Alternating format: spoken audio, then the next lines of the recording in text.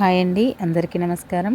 రేపే క్షీరాబ్ది ద్వాదశి, పరమ పవిత్రమైన రోజు. ఈరోజు ఇంట్లోని ఆడవారు గుర్తు పెట్టుకొని ఈ కూరను వండినా తిన్నా కోటి జన్మల పుణ్యం వస్తుంది. కోటీశ్వర్లుగా మారిపోతారు. లక్ష్మీదేవి అనుగ్రహం లభిస్తుంది. మీ కష్టాలు బాధలు అన్నీ పోతాయి. వద్దన్న ధనం వస్తుంది. దోషాలు పోతాయి. మీరు అపర కుబేరులుగా మారిపోతారు.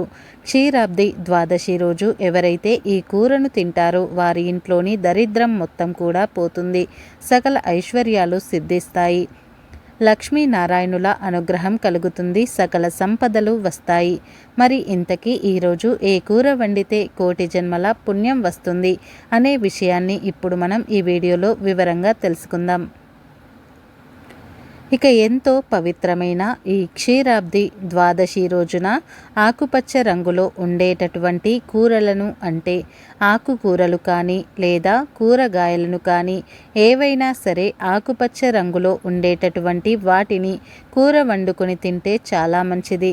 అంటే తోటకూర కానీ, గోంగూర కానీ, చిక్కుడుకాయ, పాలకూర, దొండకాయ, బెండకాయ, బీరకాయ, చిక్కుడుకాయ, కాకరకాయ, ములక్కాయ, ఆకుపచ్చ రంగులో ఉండే చాలా ఆకుకూరలు కానీ కూరగాయలు కానీ కూర వండుకొని తింటే చాలా మంచిది.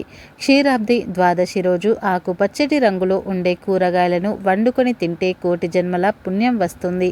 కాబట్టి అందరూ ఈరోజు ఈ కూరగాయలను వండండి. ఈ కూరలనే తినండి. ఏ రూపంలోనూ ఈరోజు ఆకుపచ్చ రంగులో ఉండే కూరలను తిన్నా కోటి జన్మల పుణ్యం వస్తుంది.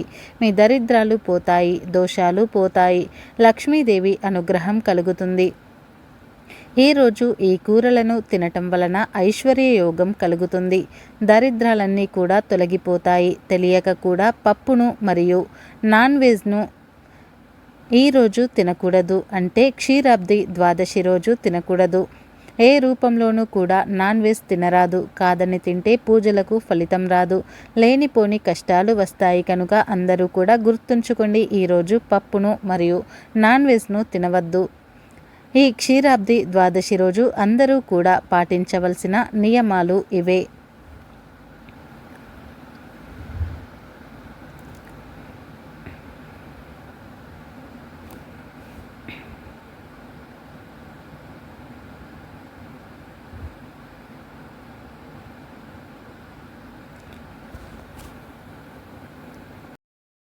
రేపే క్షీరాబ్ది ద్వాదశి, పరమ పవిత్రమైన రోజు. ఈరోజు ప్రతి ఒక్కరూ తులసిదేవిని పూజించి తీరాలి. ఈ ఒక్కరోజు తులసిదేవిని పూజిస్తే సంవత్సరం మొత్తం తులసిదేవిని పూజించిన ఫలితం లభిస్తుంది. మరి ఈ క్షీరాబ్ది ద్వాదశి రోజు తులసిదేవిని ఎలా పూజించాలి, ఏ నైవేద్యాలు పెట్టాలి, ఏ సమయంలో పూజ చేయాలి, తులసి చెట్టు ముందు తప్పనిసరిగా ఏ ముగ్గులు వేయాలి అనే పూర్తి విషయాలన్నింటినీ కూడా ఇప్పుడు మనం ఈ వీడియోలో అయితే వివరంగా తెలుసుకుందాం. ఫ్రెండ్స్, ఫస్ట్ అయితే ఈ వీడియోకి ఒక లైక్ కొట్టండి. అలాగే మా ఛానల్ని కూడా సబ్స్క్రైబ్ చేసుకుని మాకు సపోర్ట్ చేయండి. ఎందుకంటే మీ సపోర్ట్ అనేది మాకు చాలా అవసరం. ఏకాదశి వ్రతం చేసి ద్వాదశి పూజ చేస్తే చాలా మంచిది.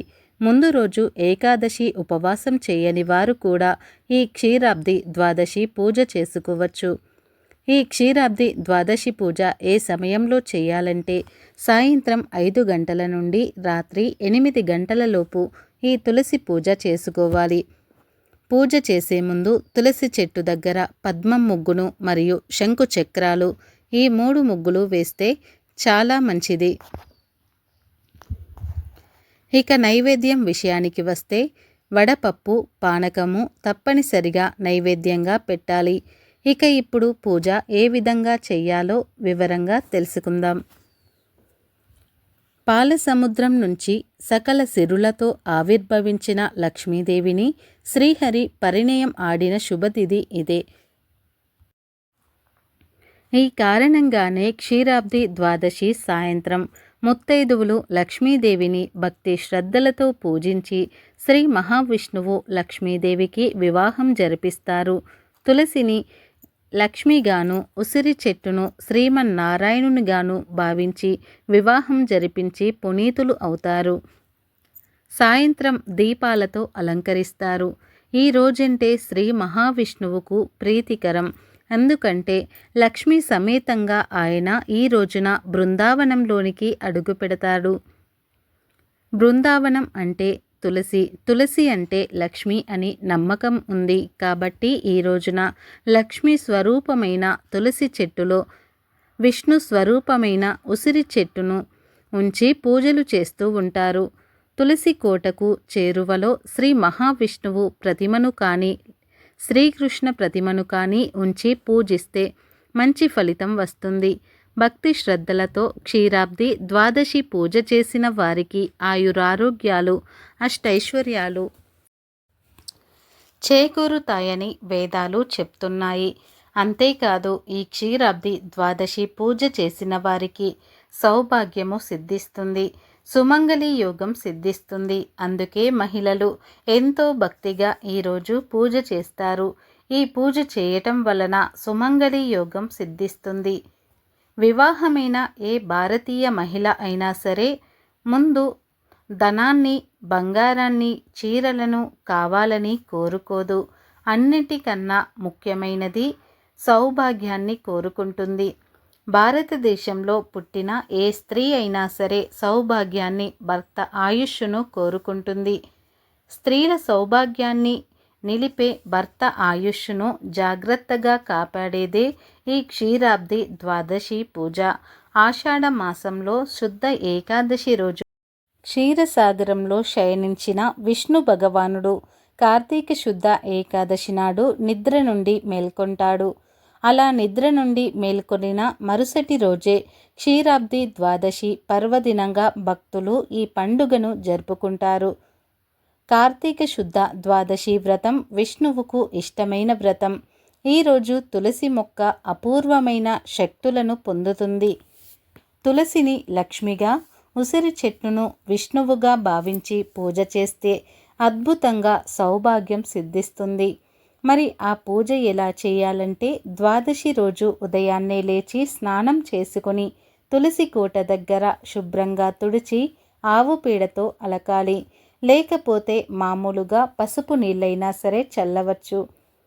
తరువాత అక్కడ బియ్యం పిండితో పద్మం ముగ్గు వేసి ఆ ముగ్గు మీద పూలను చల్లి అలంకరించుకోవాలి. ఈ విధంగా తులసిని తయారు చేసుకోవాలి. ఆ రోజు సాయంత్రం ఒక చిన్న ఉసిరి కొమ్మను తులసి కోటలో అంటే తులసి మొక్క పక్కన నాటాలి. ఉసిరి కొమ్మ అందుబాటులో లేనివారు లక్ష్మీనారాయణుల విగ్రహాన్ని లేదా లక్ష్మీనారాయణుల ఫోటోను ఒక ప్లేట్లో పెట్టి తులసి కోటలో పెట్టాలి.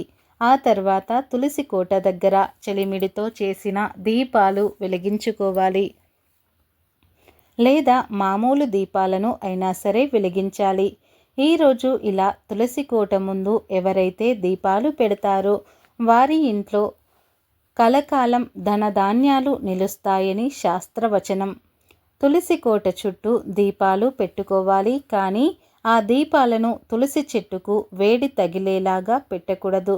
కొంచెం దూరంగా పెట్టుకోవాలి. ఇలా దీపాలు పెట్టిన తర్వాత తులసిని, ఉసిరిని మీ దగ్గర ఉన్న పూలతో చక్కగా అలంకరించండి. నైవేద్యంగా చలిమిడిని, వడపప్పు, తాంబూలం, కొబ్బరికాయ సమర్పించాలి. వీటితో పాటు ఖచ్చితంగా ఉసిరికాయతో చేసిన ఏదో ఒక పదార్థాన్ని నైవేద్యంగా సమర్పించాలి. అంటే ఉసిరికాయ జామ్ లేదా ఉసిరికాయను అయినా సరే పెట్టవచ్చు. ఉసిరికాయ పచ్చడిని అన్నంలో కలిపి కూడా నివేదన చేయవచ్చు. ఆ తరువాత శ్రీ దామోదర అష్టోత్తరం, తులసి అష్టోత్తరం పఠించాలి. అష్టోత్తరం చదవలేని వారు తులసి దాత్రి సహిత లక్ష్మీనారాయణ కార్తీక దామోదరాయ నమః అనే ఈ మంత్రాన్ని 108 సార్లు జపించాలి. ఇంత పెద్ద మంత్రాన్ని చదవలేము అనుకునేవారు శ్రీ లక్ష్మీ సహిత శ్రీ దాత్రే నమః అనే మంత్రాన్ని 108 సార్లు పఠించాలి. ఇలా క్షీరాబ్ది ద్వాదశి రోజు తులసి కోట దగ్గర దీపాలను వెలిగించి నైవేద్యాన్ని సమర్పించి ఈ మంత్రాలను పఠిస్తే చాలు, పూజ పూర్తయిపోయినట్టే.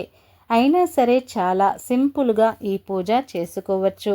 ఇలా క్షీరాబ్ది ద్వాదశి రోజు పూజ చేసిన వారికి ఇహమందు పరమందు అష్ట ఐశ్వర్యాలు చేకూరుతాయని, సౌభాగ్యం సిద్ధిస్తుందని స్కంద పురాణంలో చెప్పారు. కాబట్టి అందరూ కూడా ఈ విధంగా క్షీరాబ్ది ద్వాదశి పూజలు చేసుకొని సకల శుభాలను సౌభాగ్యాన్ని పొంది ఆనందంగా జీవించండి. ఈ రోజున ఆవు కొమ్ముకు బంగారు తొడుగులు తొడిగి, ఆవు కాళ్లకు వెండి డొక్కలు తగిలించి దూడతో సహా బ్రాహ్మణుడికి దానం ఇస్తే ఆవు శరీరము మీద ఎన్ని రోమాలు ఉన్నాయో అన్ని సంవత్సరాలు ఇంద్రలోకంలో సర్వసుఖాలు పొందుతారు. కృతయుగంలో దేవతలు రాక్షసులు అమృతం కోసం క్షీరసాగర మథనాన్ని కార్తీక శుద్ధ ద్వాదశి నాడు చేసిన రోజు కనుకే క్షీరాబ్ది ద్వాదశి అని పిలుస్తుంటారు. అమృతం కోసం క్షీరసాగరాన్ని చిలికారు కనుక చిలుకు ద్వాదశి అని, అమృతం కోసం సాగరాన్ని మదించారు కనుక మదన ద్వాదశి అని అనేక పేర్లు వాడుకలో ఉన్నాయి. శ్రీ మహావిష్ణువు లక్ష్మీ సమేత బ్రహ్మ ఇంద్రాది దేవతలు కలిసి బృందావనానికి వెళ్ళారు అంటారు. అందుకే ఈ రోజును బృందావని ద్వాదశి అని కూడా అంటారు. బృంద విష్ణువుల వివాహం జరిగి బృంద తులసి చెట్టుగాను, విష్ణువు సాలగ్రామంగా ఒకరిని ఒకరు శపించుకున్న రోజు కనుక బృందావన ద్వాదశి అంటారు. క్షీరసాగర మదనములో జరిగిన లక్ష్మీదేవిని శ్రీ మహావిష్ణువు దేవదానవుల సమక్షంలో